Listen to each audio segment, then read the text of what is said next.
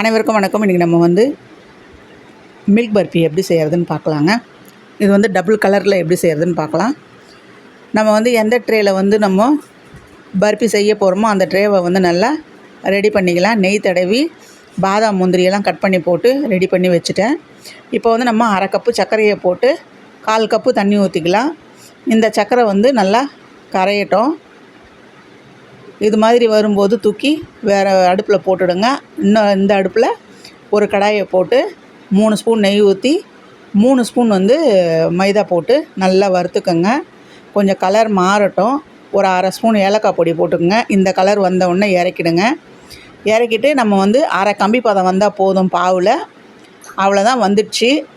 ஜாஸ்தி விட்டுடாதீங்க, முறிஞ்சு போயிடும்.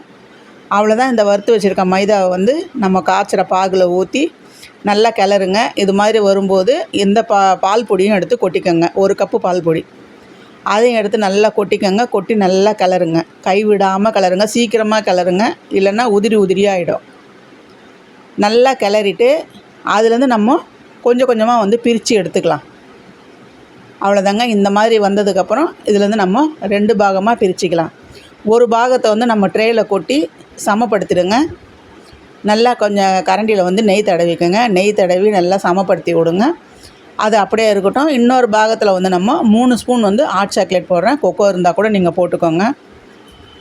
அவ்வளோதான். போட்டு நல்லா கிளறி விடுங்க. நல்லா கிளறுங்க. கைவிடாமல் சட்டுன்னு கிளறுங்க.